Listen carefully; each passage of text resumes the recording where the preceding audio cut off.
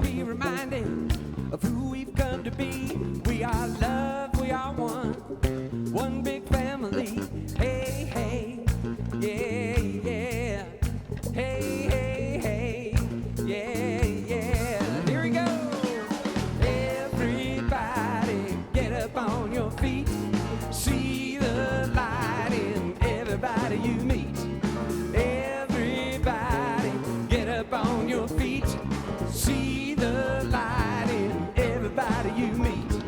Let us be reminded of who we've come to be. We are love, we are one big family. Hey, hey, yeah, yeah. Hey, hey, hey, yeah, yeah. Let us make a joyful sound. Here we stand on holy ground. Let us make a joyful sound. Here we stand on holy ground. Let us make a joyful sound. Hey, hey, hey, hey. Everybody get up on. See the light. See the light in everybody you meet. Everybody, everybody get up on your feet.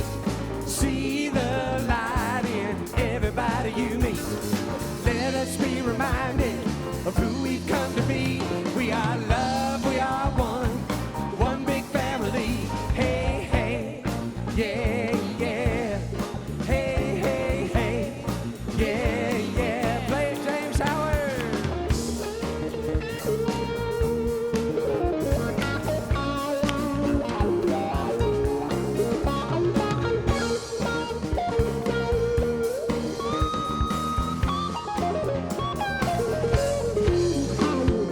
Let us make a joyful sound. Here we stand on holy ground. Let us make a joyful sound. Here we stand on holy ground. Let us make a joyful sound. Hey, hey, hey, hey. Everybody get up on your feet. See the light in everybody you meet. Everybody get up on your feet. See the light in everybody you meet. Let us be reminded of who we've come to be. We are love, we are one big family. Hey, hey, yeah, yeah. Hey, hey, hey, yeah, yeah. Hey, hey, hey, yeah. So, I had mentioned that we teach ancient teachings, and they need to be applied to human needs and aspirations. Ernest Holmes said that he didn't care what people knew, he cared what people proved to themselves. Otherwise, it's just we could have a nice philosophical society, and we could meet over tea and discuss the books we like. Ernest Holmes called us transcendental realists. I would call us personal, practical, that we practice personal, practical spirituality. It's personal. We have to make it personal. And it's practical. And it's still of a spiritual nature. That's what we're doing. And then we apply it to different avenues or different themes of our life. And the theme for this particular month is kinship with all life. And I was really quite excited about that because I thought, ooh, goody, Earth Day. Get to have Earth Day ceremonies. You know, we would open up the services, bowing to the east and the south. And get all weird and wild. But that's okay. I'm having Carol Huntley come up and she can do all that. But who knows what happens next week? You know, so excited, and we're going to bless the animals, and we're going to do stuff with Create a Better World. Lots of things that I really liked, and yet yesterday it really occurred to me that I need to talk about the way that we can have kinship, and the way that we can have kinship is acknowledging oneness, because otherwise it's a theory, otherwise it's a nice tagline, it's a bumper sticker. Kinship with all life. What the heck does that mean? It means kinship, relationship with all life. Now, what gets in the middle of our kinship with all life is our lack of kinship with one or two people.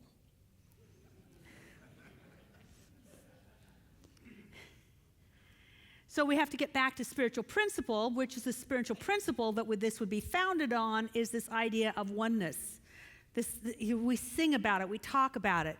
There's only one. Let's just go into our little mantras, show people you know what it is. Okay, there's only one life. That life is God's life.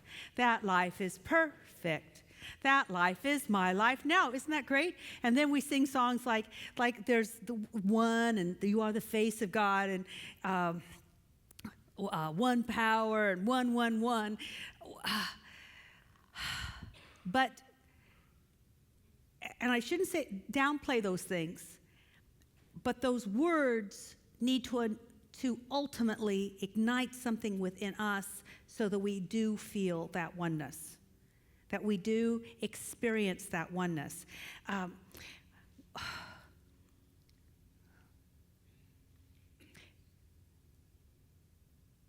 To feel that oneness is to feel love.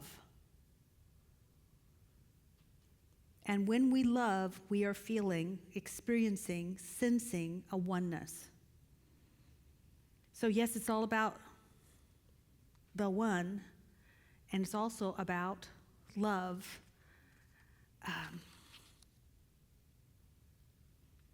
And it's desirable. Love is desirable. Everybody wants it. Even when they say they don't, they want it. Even if they're afraid of it, they want it. That experience of unitive consciousness, oneness, love. People throughout the world and throughout the centuries have worked for it and worked at it, and some people just fall into it. And then they write about it, and everybody goes, and then they become bestsellers, like the books of the Bible, or the works of Hafiz, or Rumi, or any of the Indian gurus. There's something about what they write about and where they write from resonates with our soul, and our soul goes, ah, we want it.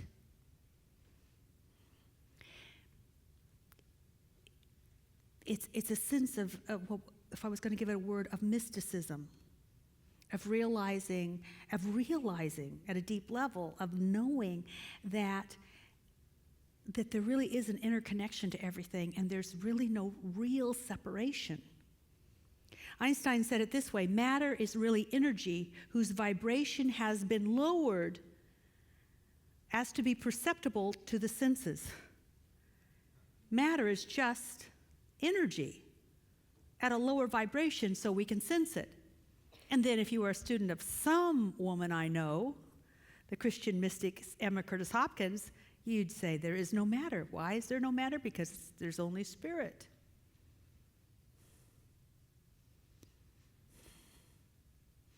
Isn't that lovely? But how do we apply that to human needs and aspirations? Especially if there's someone that bugs us. So that's what I want to talk about, because it's one thing to have this experience, but then the real world shows up. Transcendental realism. If Einstein could say that matter is only energy lowered in vibration, then that explains perhaps why Jill Bolte Taylor, was it Bolte Taylor, the neuroscientist, who then had the stroke, and she's explaining that her perception of everything is shutting down, and even her filters, because we know a lot, we see a lot, but we filter it out because it's hard to handle. But those filters started to go, and so she was leaning up against the wall because she couldn't stand, she was losing control of her body. She could see the atoms and the molecules passing from her arm to the wall, and the wall to the arm, and there was really no difference. Just perception. And so even with this amazing cosmic experience that she had by way of a stroke, I bet there may still be people in her office she doesn't get along with. which is perhaps why Ram Dass, when asked, how will you know when you're enlightened? And he said, you'll know you're enlightened when your family knows it.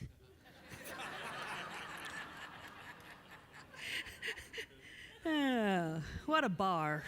What a bar. And when there's only 4 people in your family that don't know it, that they're the final 4. We should. Wouldn't it be fun? I mean, why don't we have spirit games? You know, leap over that unforgiveness. Ooh, yeah, so anyway, never mind. Going a little crazy here.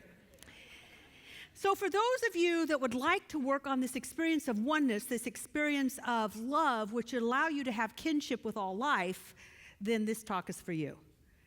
Because, as I said, some people fall into it. Some people have just experiences that can't be explained, like Paul on the way to Damascus, and Jill, and most likely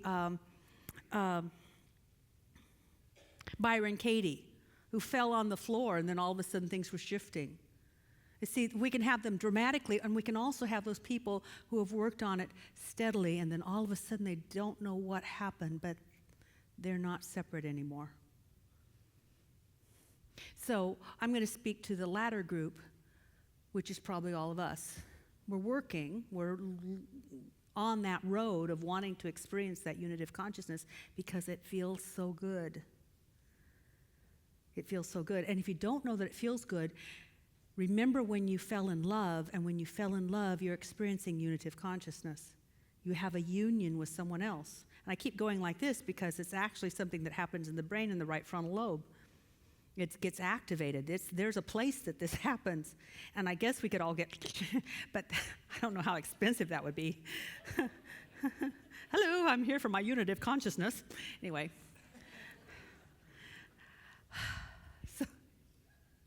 So for the rest of us that want to just continue to move in that direction, I have a formula. And here's the formula. The formula is, first of all, to start loving something. Love something, really love it, and let that love change you, because love changes everything.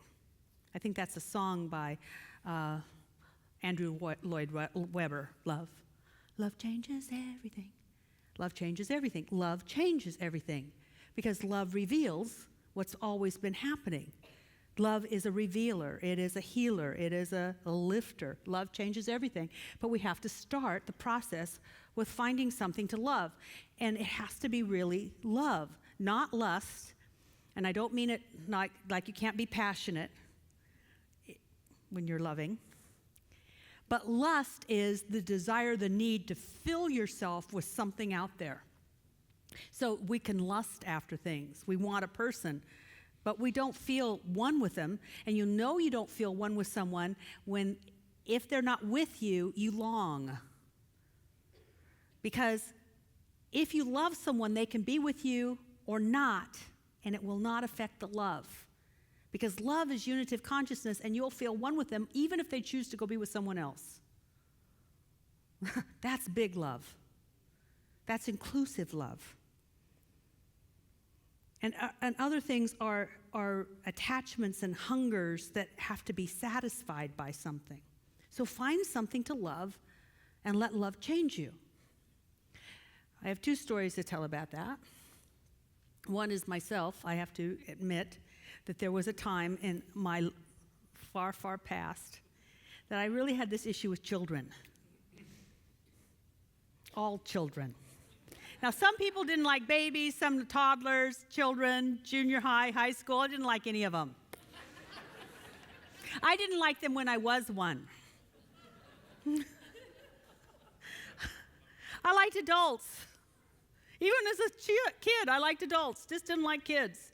And then I got a puppy. I got Sophie. And Sophie broke my heart wide open. And all of a sudden, because she was my baby and I loved her, I loved every person that had babies. And then I loved the children because they were just big babies. And teenagers were bigger babies. I just loved everyone. If they had a parent, I loved them. I didn't try to, but love changed me. It changes everything.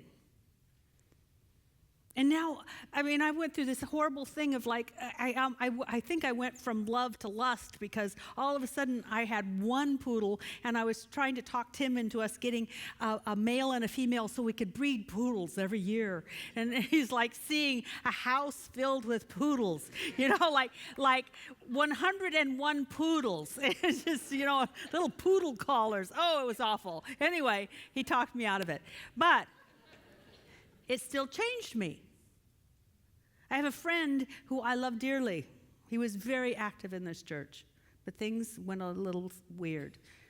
Just, a bump in the road, and he fell off the road and spiraled. And no matter how eloquent I was, I could not talk him out of that spiral. I couldn't tell him how much he was loved. I couldn't tell him how lovable he was. I could not tell him that he had so much to live for. And honestly, I saw him spiral away from us and go into I don't know what. And all I could do is something I'll tell you about in a minute. And eventually he friended me on Facebook, and I asked him how he was, and he said that he had almost done what I was afraid he was about to do. That he had almost spiraled out of this earthly existence. But somebody gave him a dog. And all of a sudden he had something to love, and it loved him back. And love changed everything. And he's back to the person that I remember. He doesn't live here anymore. But he is so good. Love changes everything, and love has the ability to remove from you fear. Love, you can't be in love and feel fear at the same time. And fear is a reaction to ignorance and a belief that something out there going to get you. And when you're in love, you don't have that.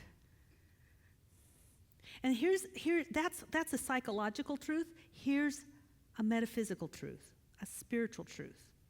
What you love can't hurt you. What you love cannot hurt you. No matter what it does, it cannot hurt you.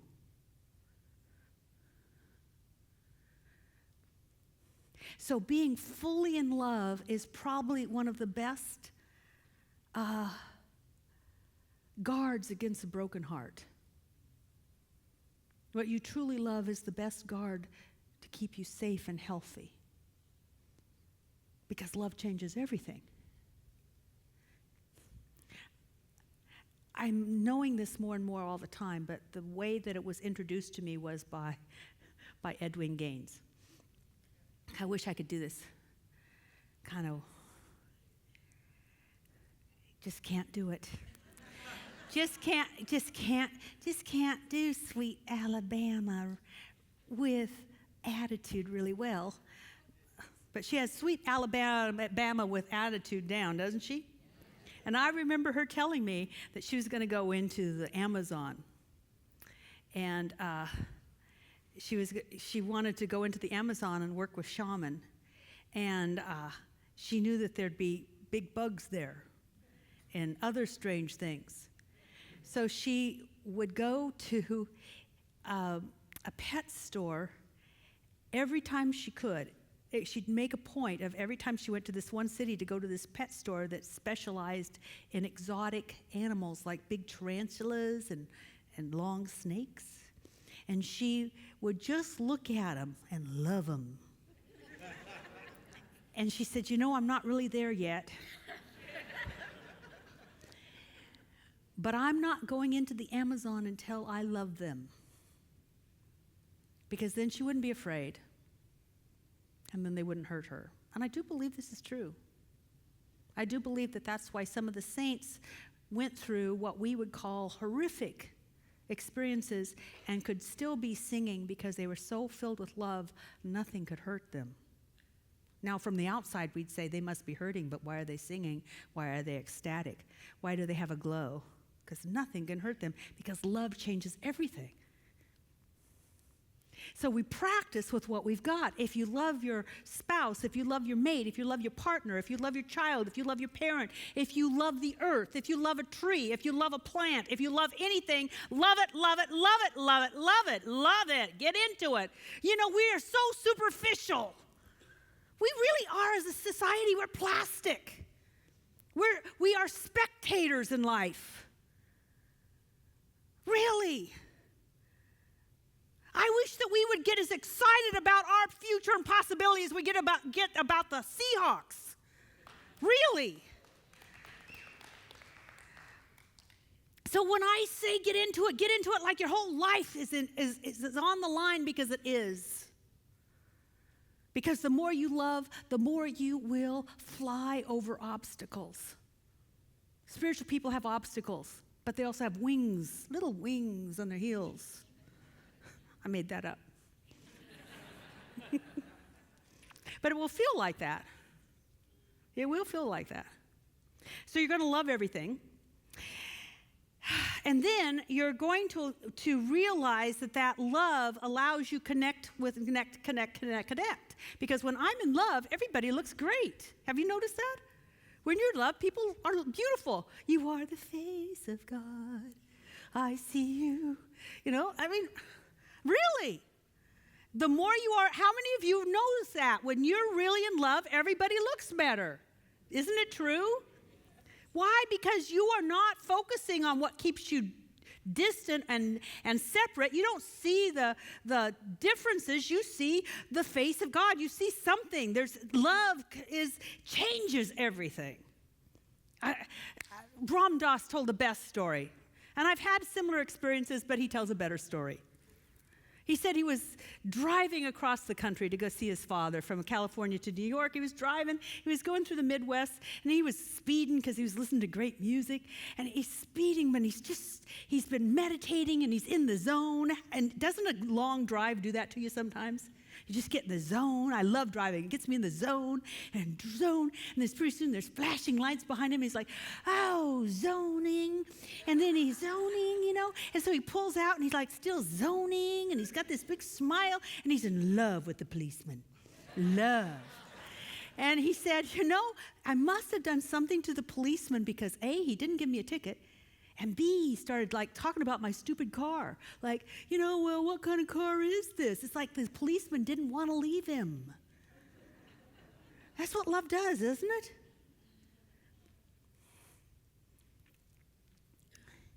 So as we love and we practice loving, the love goes out and we are more and more connected to everything. And then we hit the wall, and that's today's title, is how to let down the walls. You know what the wall is? It's somebody that is just really hard to love, because there will always be somebody really hard to love until there isn't, until you have total unity of consciousness. So who knows who they are? It could be somebody that at work, it could be an in-law, and they become the wall. And in a way, oftentimes we will think of them as our enemy. But the word in Aramaic that was translated as enemy only meant somebody you're out of sync with. We don't agree. And a wall springs up. In our society, that's also happening a lot. I mean, really? We talk about differences more than we talk about similarities, don't we? Instead of this is what we both believe in, there's like, I found this is different, this is bad, this is a wall. So, what we do then is we allow ourselves to dissolve the wall with love. Something like this: I love you, I bless you, and I release you. I release you from my opinions of you. I release you from how I think you should be. I love you, I bless you, I release you. This really works. It will shift you. Your life will get better, honestly. Because the Bible says in this wonderful prayer called the Lord's Prayer, which is so potent, it said the same line that says, forgive me as I forgive others could also say, release me from my binds as I release the binds of others, of the binds I hold on to others. So we wrap people up in the way they should be, and as we unwrap them, we become unwrapped.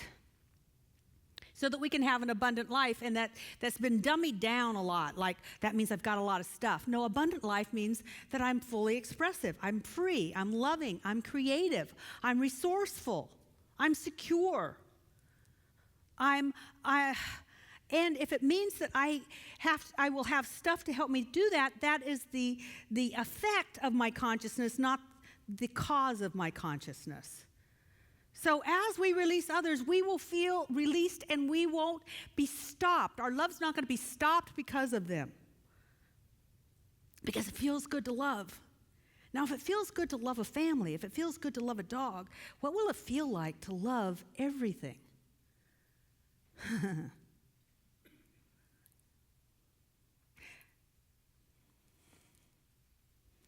So the enemy becomes our teacher.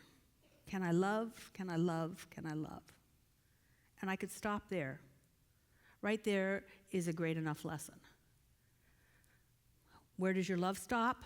I love you, I bless you, I release you. Until it doesn't stop anymore. But let's go into spiritual, let's call it spiritual college. This is a spiritual college course.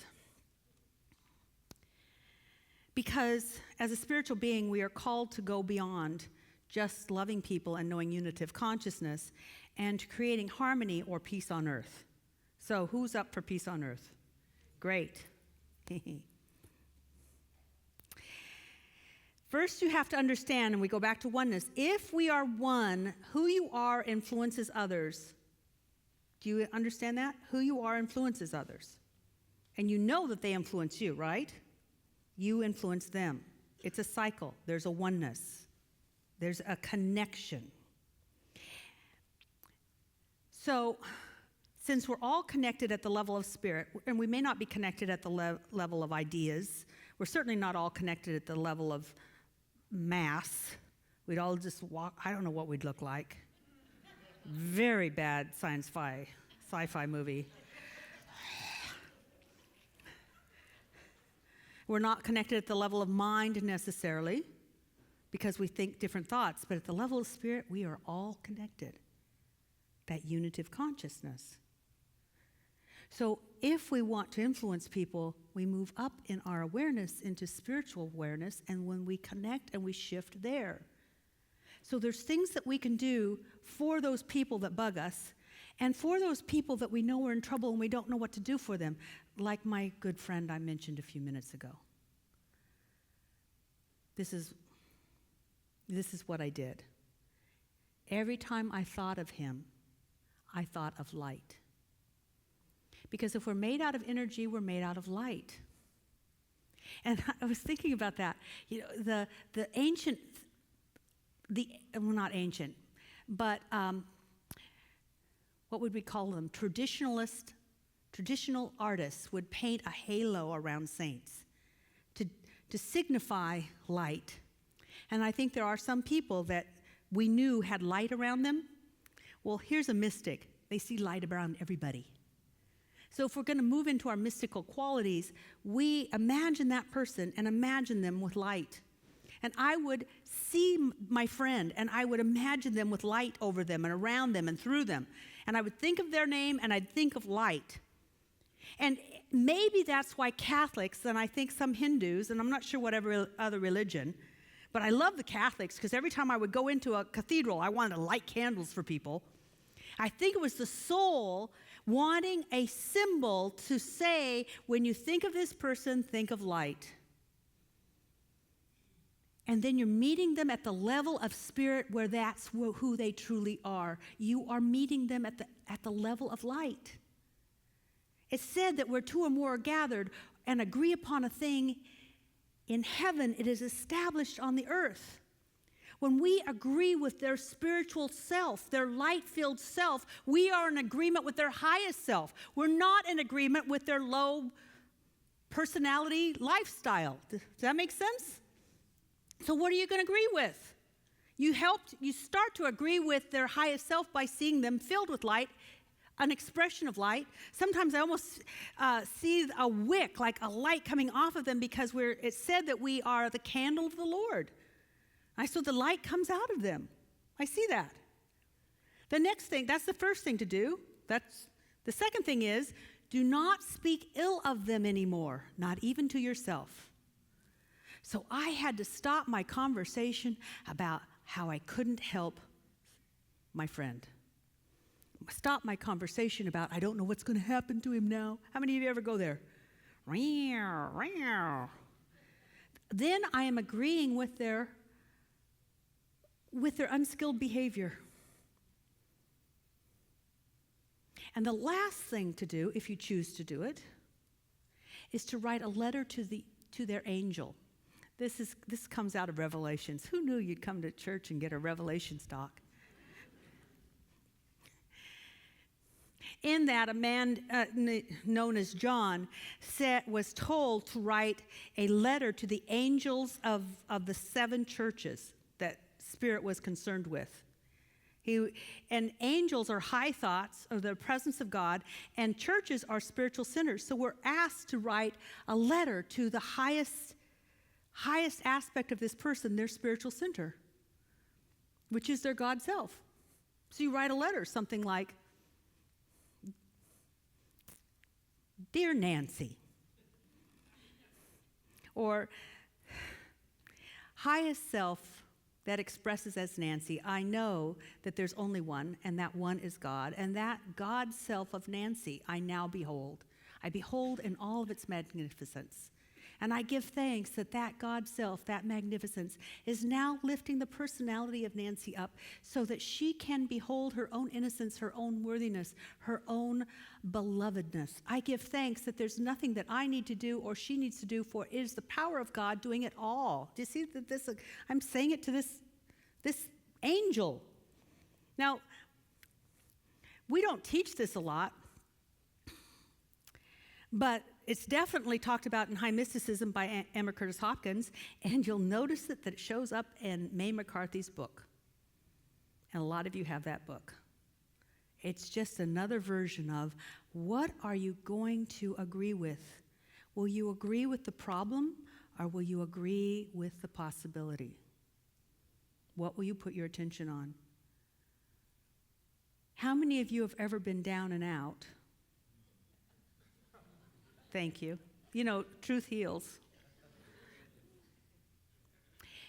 And it was really difficult to be with your friends because it was hard for them to believe in your significance. It was hard for them to believe that you would recover. What did that feel like?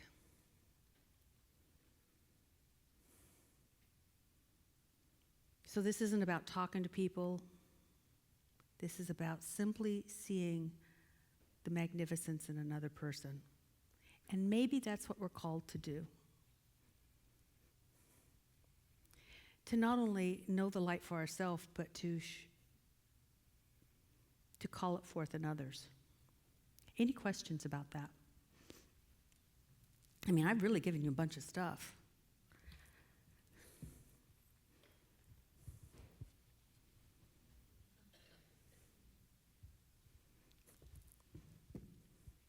Whatever you ask, most likely 70% of the rest of the people in the room wanted to ask it too, and you're the brave one. Anybody have a question? You got it totally? Thank you. Come on up.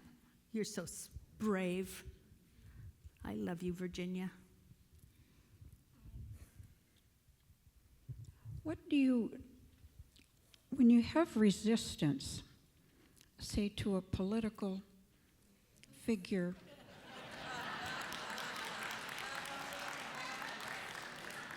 who's quite insulting and demeaning to women and people in general, how do you overcome that resistance, Kathianne? In yourself.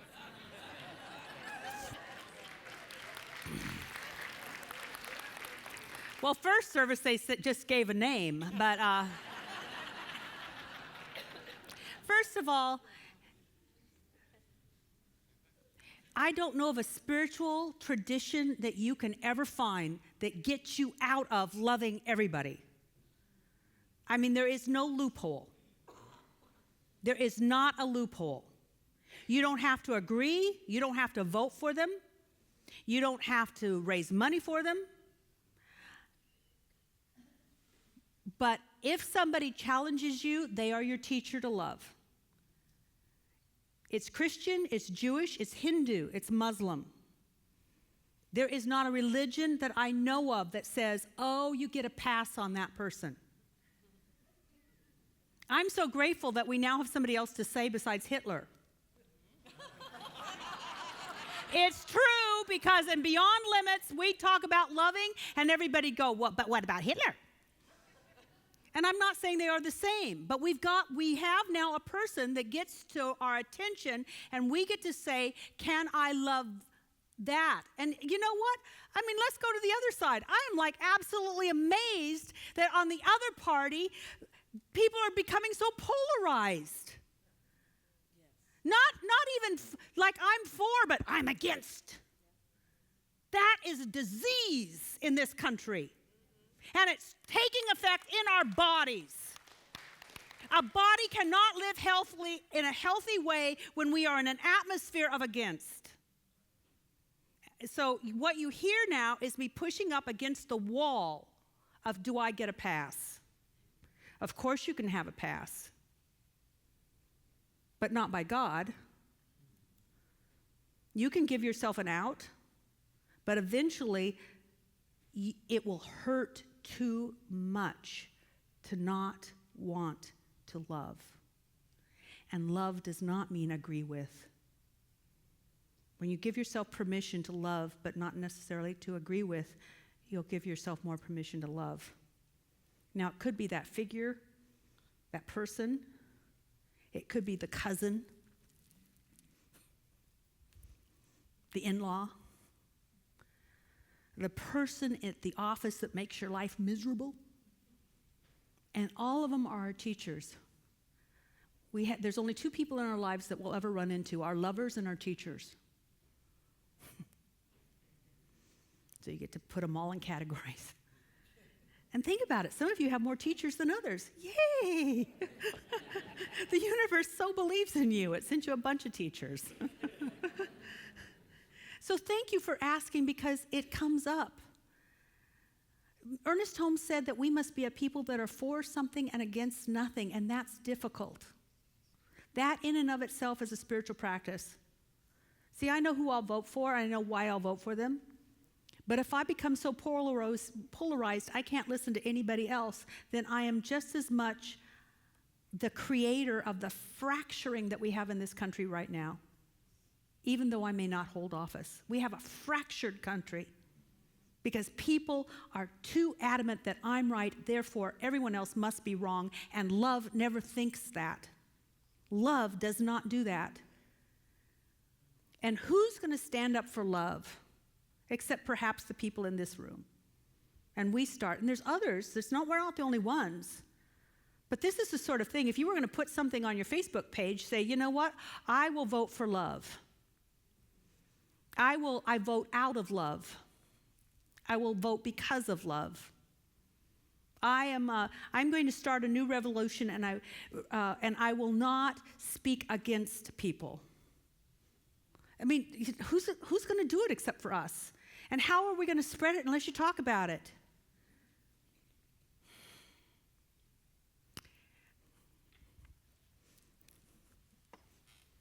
So around the new year, you had said, love always wins. And I'm going to say no to the things that are hurtful. And so now, as you pray on the things that are hurtful, you had also said it's okay to say no.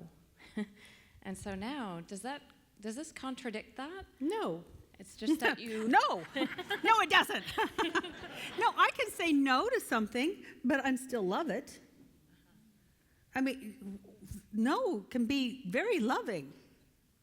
You know, unfortunately, we are way too nice to our dog. It gets on the couch and Tim says, well, we'll pull up a chair and sit someplace else.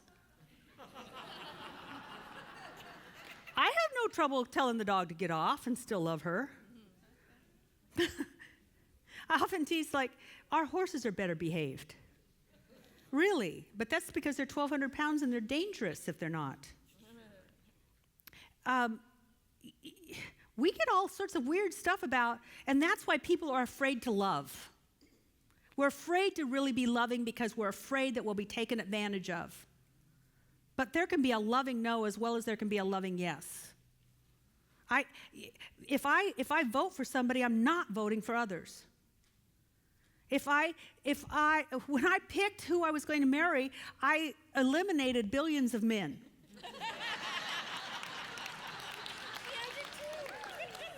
And I'm still a loving person. We're crazy when we think that no is not acceptable. I watched someone recently let her child, who was 2, just run her around because she was afraid to say no. She doesn't say no. What's wrong with no? I mean, that light socket will hurt eventually. Who's going to say no? Does that help? But there's a difference between saying no and condemning, and saying no and criticizing.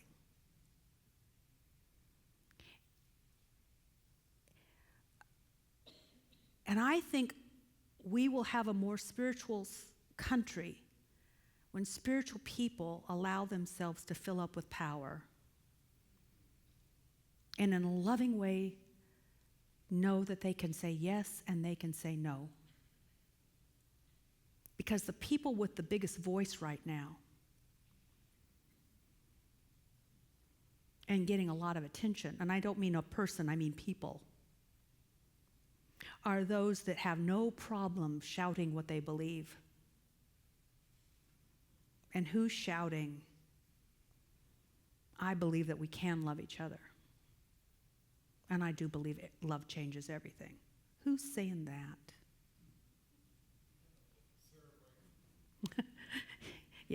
Yeah. Love changes everything. La la la la, let us pray. Love changes everything. Don't know more words. La la lay. There we go. So, move with me. Move with me. Oh, Guy Stanley, don't you just love working with me? You're going, what the heck is that woman doing? She's smiling. Oh. Let your love move out from you and see how far you go before you hit a wall. And now, touch that wall in your mind and say, I love you and I bless you and I release you. I love you, I bless you, I release you, I love you, I bless you, I release you.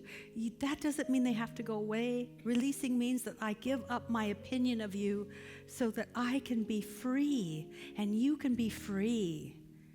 And now if you have someone in your life that is struggling, someone that you know wants to be different, or someone in your life that keeps bumping up against the same old habits, see that person with a light above their head. See them as the light that they are, the eternal living essence of spirit that they are.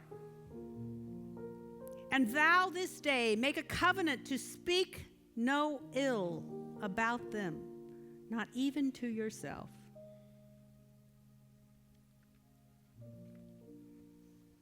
And if you feel called, if you really want a deep spiritual practice, write to the angel of their soul, their highest godly self. Write a letter. Tell them how magnificent they are, how powerful and how worthy of love that they are.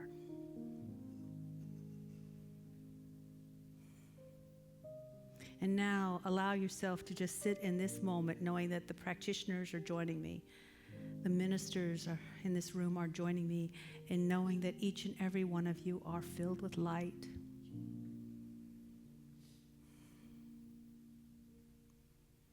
And that your soul is your inner teacher.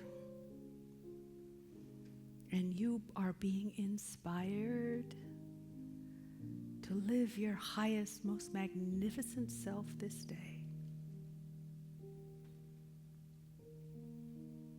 That in this place you are believed in.